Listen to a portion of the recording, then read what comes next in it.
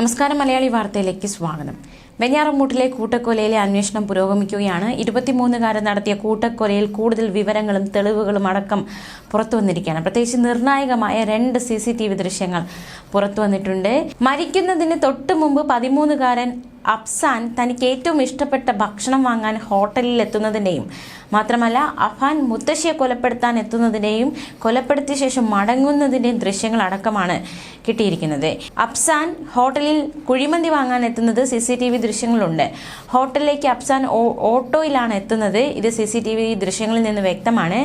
അഫാൻ പറഞ്ഞതനുസരിച്ചാണ് അഫ്സാൻ ഏറ്റവും ഇഷ്ടമുള്ള കുഴിമന്തി വാങ്ങാൻ കടയിലേക്ക് വന്നത്. ഇതും വാങ്ങി വന്നതിന് ശേഷമായിരുന്നു അഫാൻ അനിയനെ ചുറ്റിക കൊണ്ട് അടിച്ച് കൊലപ്പെടുത്തിയത്. ഈ കവറുമായി അഫ്സാൻ വീട്ടിലേക്ക് കയറുന്നത് കണ്ടതായി ദൃക്സാക്ഷികൾ വ്യക്തമാക്കുന്നുണ്ട്. അഫ്സാനെ വളരെ ഇഷ്ടമായിരുന്നു എന്നാണ് നാട്ടുകാർ പറയുന്നത്. എന്നാൽ ആ അഫാൻ തന്നെ അഫ്സാനെ കൊലപ്പെടുത്തിയത് ആർക്കും ഉൾക്കൊള്ളാനാകുന്നില്ല. തോളിൽ കൈയിട്ട് നടക്കുന്നതായിട്ടേ ഇവരെ കണ്ടിട്ടുള്ളൂ എന്നും നാട്ടുകാർ പറയുന്നു.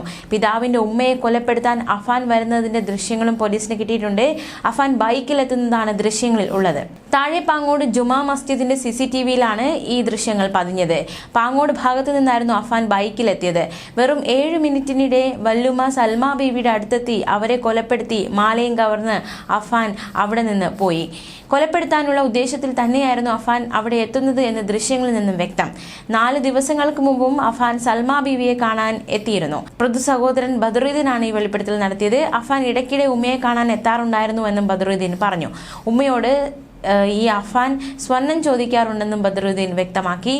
രാവിലെ 10 മണി മുതൽ വൈകിട്ട് 4 മണി വരെയുള്ള സമയത്തിലാണ് അഫാൻ കൊലപാതകങ്ങൾ നടത്തിയത്. 6 മണിക്കൂറിനുള്ളിലാണ് പ്രതി 5 കൊലപാതകങ്ങൾ നടത്തിയത്.